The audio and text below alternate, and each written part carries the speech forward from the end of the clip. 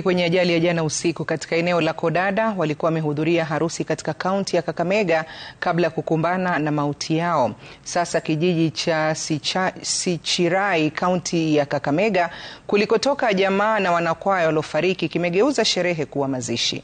Bwana harusi Kefa Angaya anasimulia jinsi alivyotangamana na wale walioangamia ambao walihudhuria harusi yake siku ya Jumapili. Mwanahabari wetu Laura Otieno anaripoti kuhusu raha iliyogeuka na kuwa karaha kutokana na ajali ya barabarani. Katika kanisa la Sichirai SDA kaunti ya Kakamega, tepe za mapambo za harusi iliyofanywa hapo bado yananing'inia. Ila tepe hizi zimebeba kumbukumbu ambazo baadhi yao ni machungu.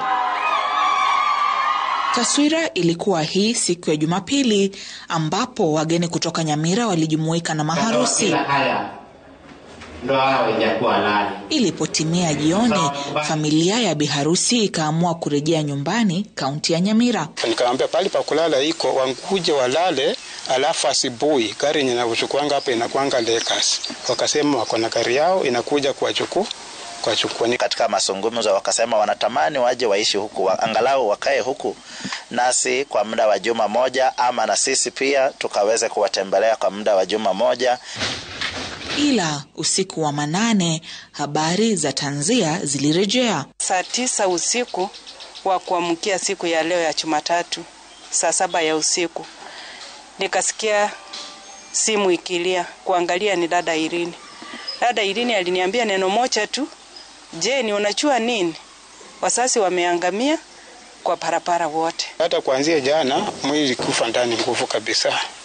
Mpaka hata sijakula mpaka saa hii. Hata sielewi, nilikuwa nifanana kama ni usiku naota, tena napata kweli sijaota na tutenye ishi.